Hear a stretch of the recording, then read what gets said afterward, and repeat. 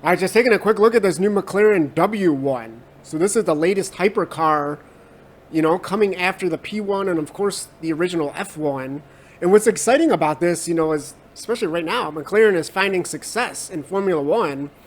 And that's kind of the key difference here between really the previous models is the extensive amount of F1 technology that's in this thing. Primarily, we're talking about aerodynamics. Yeah, we're talking about the hybrid system as well. So now McLaren, they had like a huge press release on this thing, 3-4 pages, something like that. So I'm gonna pick out kind of the top things you want to know, and we're gonna go over all of it in this video. And yeah, take note of all of these beautiful lines and the details in this design, as we take a look at these photos. Kind of the big news with the aero is this trick rear wing, so we'll talk about that. But let's kind of, just to kind of get an idea of what are we talking about performance-wise. It's got the twin-turbo V8, yes, but it's got the latest gen, the latest tech hybrid system as well. So, it's basically over 1,200 horsepower combined. Now, that's kind of like an asterisk because you're almost never going to get that power. You're never going to get the full maximum power from the hybrid system and the combustion engine at the same time, unless you're in this sprint setting. So, and of course, as you can imagine, it's a very limited sprint. It's probably only like 5 or 10 seconds because they actually claim that the hybrid electric motor is like 340 horsepower. But then they also say that that's coming from a 1.4 kilowatt hour battery.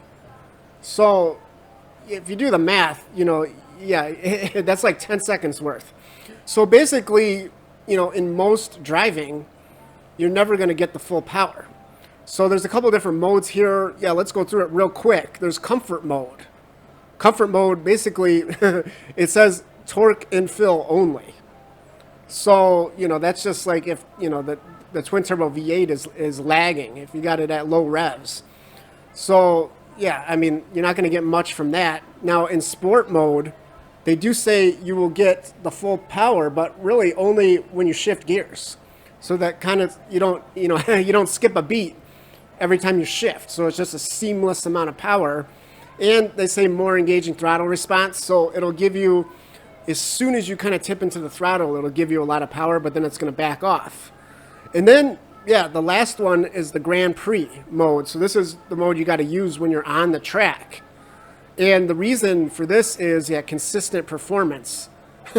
So again, 1.4 kilowatt hours, if you deployed that just, at maximum, the battery would be dead by the time you got to the end of the straight. You see the problem? So they got to balance it. So basically you get a little bit here and there. And then, you can do lap after lap after lap without depleting the battery. And of course you're going to get, yeah, they say, harvesting. Of course you're going to get regen. But, when you're braking as hard as you can, most of the braking energy is actually done by, the physical friction brakes. So you're not going to get that much regen. That's the whole thing. So you got a small battery, you're not getting a lot of regen, so they can't give you the full power. Basically, they can't give it to you. But still, it's, the twin turbo V8 still makes 900 horsepower. You know what I mean? So this thing's not going to be slow. And then really the kind of the most exciting part here really for, the F1 tech, yeah, is the aerodynamics. So there's this adjustable rear wing, and it has several different settings. This is you can see the gap here. It's the extended version, and basically what they're saying that this does, this is really cool, is it actually extends the diffuser. So the diffuser, it starts over here, and it gradually sweeps upwards. And yeah, you can see right there. Basically now you get this diffuser effect all the way to the back there, which is just, crazy, really. And this kind of brings up a good point, too, is that actually this aero tech on this W1 in many ways is going to be better than a Formula One car, right? Because Formula One, they have so many restrictions and regulations to adhere to, right? So this is like an open book. So this photo I kind of put together shows you the 3 positions that it'll be in. Now, of course, there's the air brake as well, right? So the air brake is where it would actually pop up to help slow the car down, But this is, when you're driving. So yeah, kind of the standard position here is like the duckbill, and that's probably the what's going to look the best, because as you can see, as the wing starts to kind of move outwards, you start to see all of the bracing and supports. They start to stick out, and it's not really the best look, But like in this picture here, this is like you're gonna be going like 200 miles per hour, so no one's gonna be getting a good look at that, right? I mean, this is all about performance and function. And then this is kind of like the low drag or the DRS mode. Okay, so this is, you could just use this on the freeway when you're cruising, and it's gonna basically, reduce drag, give you a little bit better fuel economy. It's more efficient, right? So kind of cool that they call this, they call this the ability to shape shift.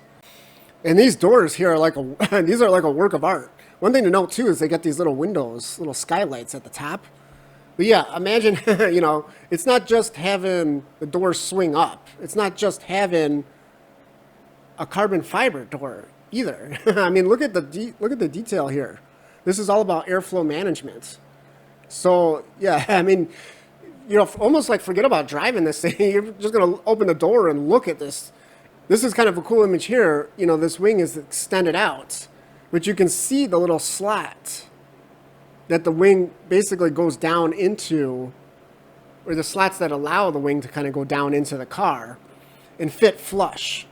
And what enables this wing to work actually in the extended position so far out the back is they're calling this like an airflow diverter. Yes, this is like an intake duct as well. But what this does, what they claim, is that if we take a look at it from the side, they claim that this, you can see it helps keep the airflow attached to the back of the car. So, yeah, when the wing's way out there, you don't want the airflow kind of going like way out here. You know what I mean? You want to have it stay down, and then you can make use of the wing in that low position. And they say that that's an advantage as well, because with this diverter, you see it right there, with that diverter piece, you can have the same effect basically as if the wing was mounted up higher. But it's lower, and it's going to give you lower drag as a result with the same effect. And then kind of a cool little detail is we do get that little mini window. They brought that back. So the window within a window that the original F1 had. The P1 didn't have it for some reason. So, yeah, kind of a cool thing. Now, when we're talking about the comparison to the P1, basically it sounds like this thing is just way better across the board. But guess what? The P1 did have one advantage. It was actually lighter. You might not be too surprised to hear that as these cars keep getting heavier and heavier. But guess what?